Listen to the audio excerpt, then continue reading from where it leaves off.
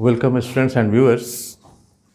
Today I am taking an additional topic in microeconomics, not in mathematical economics.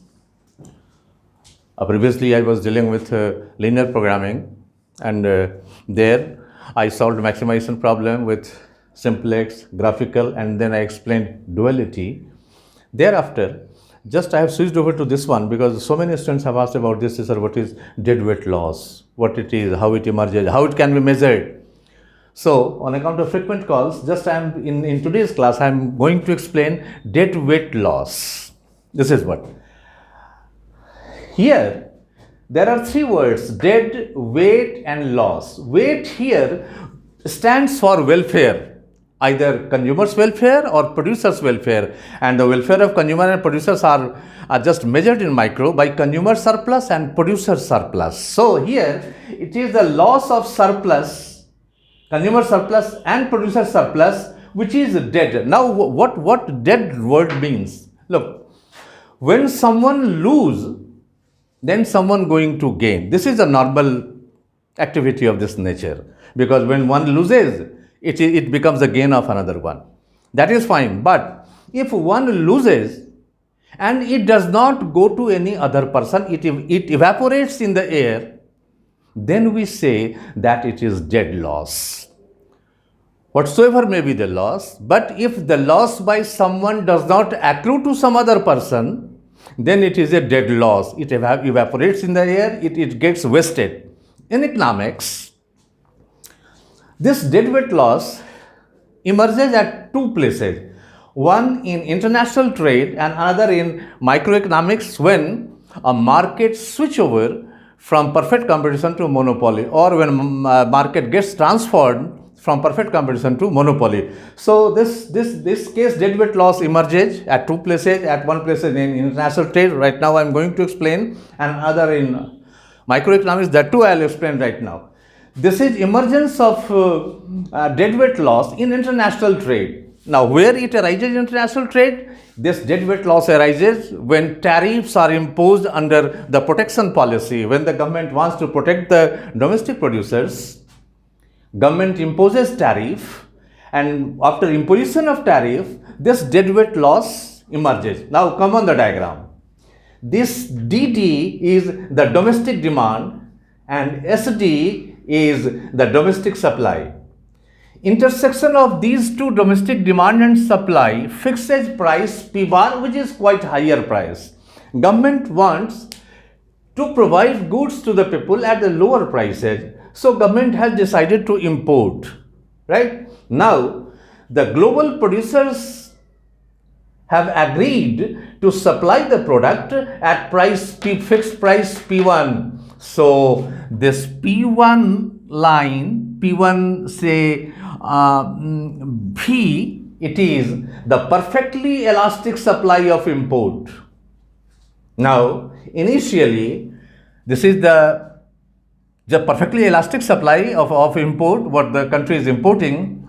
At point M, it is equilibrium. Initial equilibrium happens at point M. Now, corresponding to this point, the domestic demand is OX3, and at this price, domestic producers are ready to supply OX1. So, OX3 is the demand, OX1 is the domestic supply. So, X1, X3 amount of commodity is imported at price OP. This is what the initial equilibrium is. Now, let government imposes tariff P1, P2 per unit. So, the price rises exactly by the amount of tariff, and now P2 V1 becomes perfectly elastic supply curve of import. New equilibrium moves from M to N, right? One thing I forgot. At this price, when the equilibrium is M, entire consumer surplus is A P1M. This is the consumer surplus, A P1M under free trade. No tariff, nothing has been done. So under free trade, when the equilibrium is at point M, consumers are getting their consumer surplus A P1M. This is consumer surplus A P1M under free trade. Right. Now this P1, P2 tariff is imposed. Price increases exactly by the amount of tariff. New equilibrium shifts from M to N. Now see what is happening. When the equilibrium has shifted from M to N, domestic supply has increased from X1 to X2. This is protection effect of tariff. At point N, this demand has decreased from X1 to X4. So this decrease in demand or consumption is the consumption effect. Now, on account of the imposition of tariff, earlier import was X1, X3, now import has reduced to X2, X4. Now see what is happening outside. Initially, a P1M was the consumer surplus. Now, consumer surplus has decreased by amount P1, P2, and M. Consumer surplus has reduced by the amount P1, P2, and M. Now, let us see where this amount goes. This area A is the redistribution effect. This goes to the producer effect of tariff. So this area goes to the producer. This area C is the revenue effect. C goes to government. And it is called a revenue effect. So this A goes to this A goes to the producer or the sellers. This C goes to the government, because government has imposed tariff. Now, these two triangular areas, this B and D, can neither be transformed to the sellers, nor it could be transformed to the government, and already the consumers have lost their CS consumer surplus. So this B and D is unclaimed by anyone, neither government, nor supplier, nor producer, and there is no question of it, just this amount going to consumer. So this B and D, Kindle-Berger calls this B and D as dead weight loss, because this is not claimed by any economic agent, neither it goes to the government, nor it goes to the producer, and already consumers have lost their welfare. So this B and D is the dead weight loss under international trade when the tariff is imposed. Now let us see how it emerges in microeconomics when market switches over from perfectly competitive market to monopoly. Let me make diagram. Now let us see how this dead weight loss emerges in microeconomics and in monopoly market particularly, because monopoly is never taken as an ideal for any economy. Government tries its utmost to restrict the emergence of monopoly in any economy, be in India or in America. A monopoly is never treated as an ideal one. Okay. First of all, it should be understood that when a market converts from perfectly competitive market to monopoly market, what happens? Price increases and demand decreases. This is very simple, that this is average revenue, this is marginal revenue, and this is marginal cost. And perfectly market, when that becomes supply curve, this is monopoly equilibrium, this is perfectly competitive equilibrium. So it is monopoly output, it is monopoly price, and this is competitive output, and this is competitive price. So when a market, perfect competitive market, transforms itself from a competitive market to monopoly market, this production decreases and price increases. So the relation is competitive output is always greater than monopoly output, and monopoly price is always greater than competitive price. This is a general relationship between the price and quantity of these two markets. Now see what here. It is AR curve, and corresponding to AR, this is MR curve. Now, the industry is a constant cost industry. So, this line is the constant marginal cost, so this becomes constant average cost. Now, demand equates supply at point EC. So, the competitive output is OXC and price is constant, that is PC, OPC. So, this is the competitive output, this is the competitive price. And the equilibrium in this perfect competition happens by demand equating supply. Now, the market has changed from perfectly market to a monopoly market. Now, the equilibrium condition changes. In monopoly, equilibrium condition requires equality of MR and MC.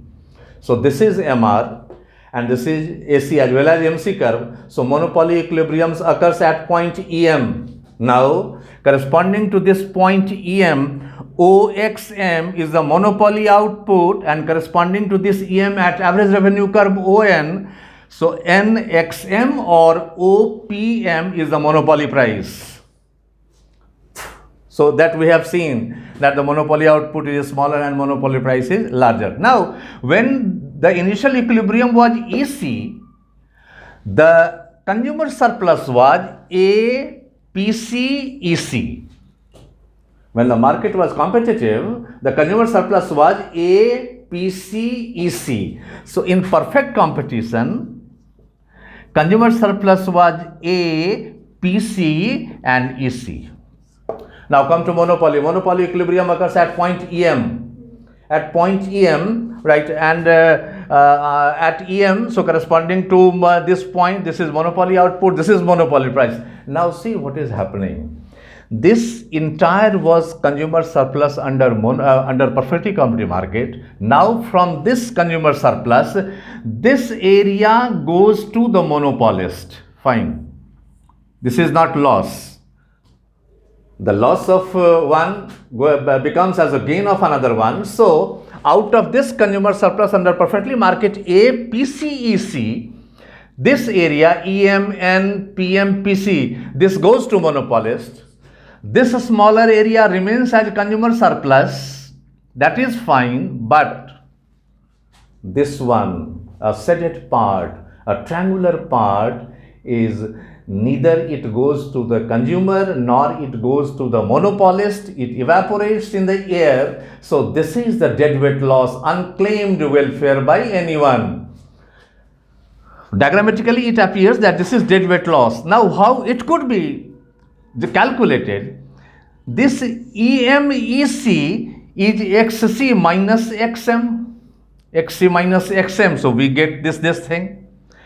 This one is PM minus PC, so PM minus PC, and if we multiply this distance with this one, we shall get the area of this whole rectangle. We want the area of this triangular space. So the whole area is being divided by 2 and then we get this one as NEMEC here, NEMEC.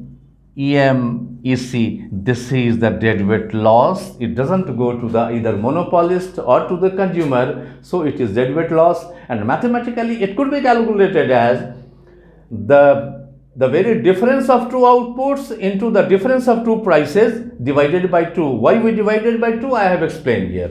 So this is what under constant cost industry deadweight loss emerges, and this deadweight loss is the loss of consumer surplus. Case becomes more tricky when we are in increasing cost industry. Now let us see what happens here. This case is more dangerous rather. This is AR curve, this is MR curve, this is MC curve, and in perfect market this is supply curve. Now the demand, the equality of demand and supply becomes at point EC, so this is competitive equilibrium. And competitive equilibrium, so corresponding to this OXC is the competitive output and OPC is the competitive price. Now at EC, consumer surplus was APCEC, and producer surplus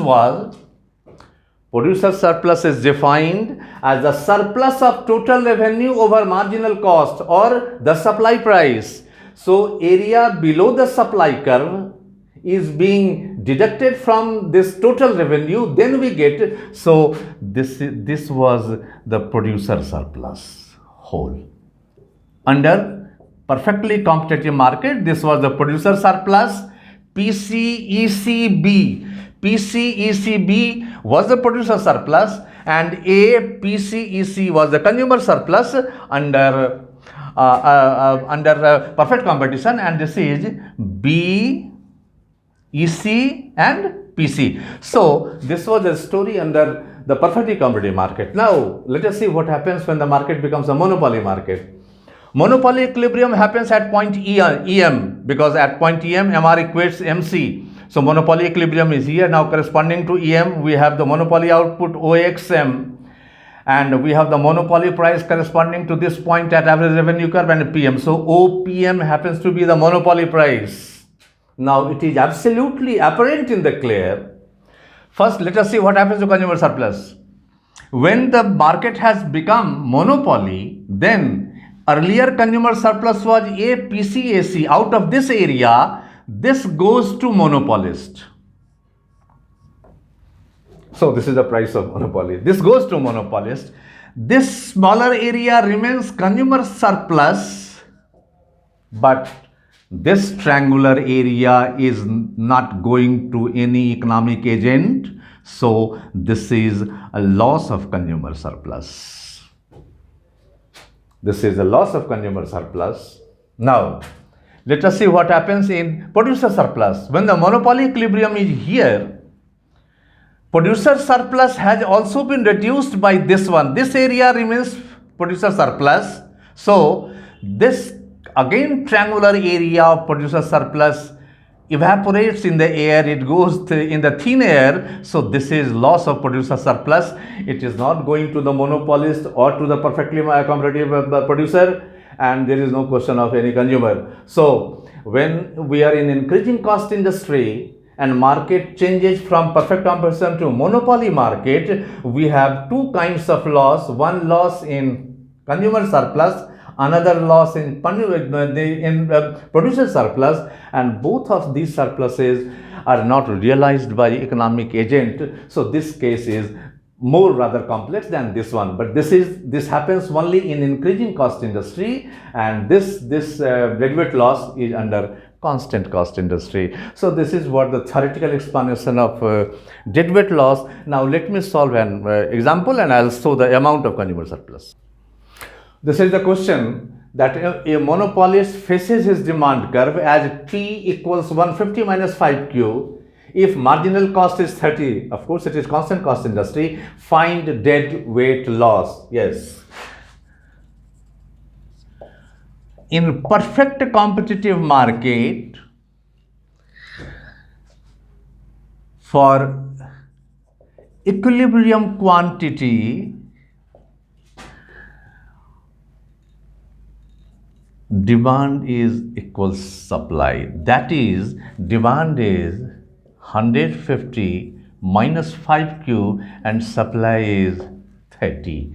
So 5Q is 120, so Q is 24. That is competitive output, and hence competitive output is 24, and the competitive price already given, that is 30. Now in monopoly, equilibrium is at MR equals MC. We have only AR curve. So first of all, we have to calculate MR, and for MR, we must calculate TR, that is P into Q. So 150 minus 5Q, that is 150Q minus 5Q square. Hence, MR is dTR by dQ, 150 minus 10Q. Hence, for equilibrium, MR equals MC, that is 150 minus 10Q is 30, that is 120 is 10Q, hence Q is 12. So this is monopoly output. Now monopoly price is 150 minus 5Q. That is 150 minus 5 into 12, 60, 90. So it is 90. Hence, competitive output,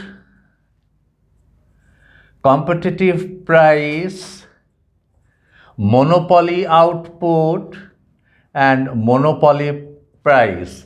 So competitive output was 24, competitive price was 30, monopoly output is reduced to 12, and monopoly price is 90. So just now I had told that dead weight loss is QC minus QM into PM minus PC and divided by 2. So 24 minus 12 into 90 minus 30 by 12 by 2.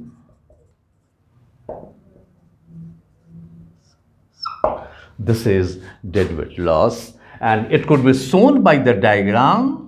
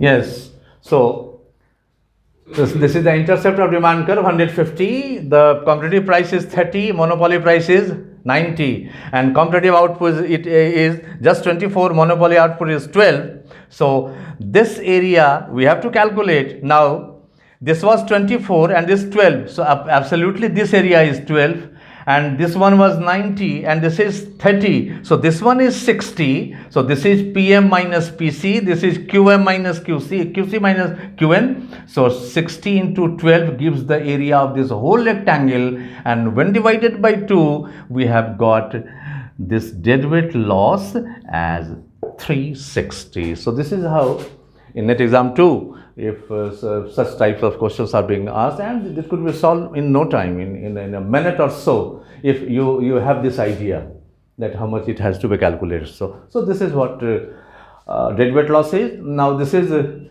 right, today I have made a video on monopoly. Now regarding monopoly and other market structures, if students have problem or any kind of trouble, or they want videos on this topic from me, then they must mention in the comment box. They must ask, and I'll make videos in video wherever they want me to be there, and I'll be there. This is what for today, and thanks.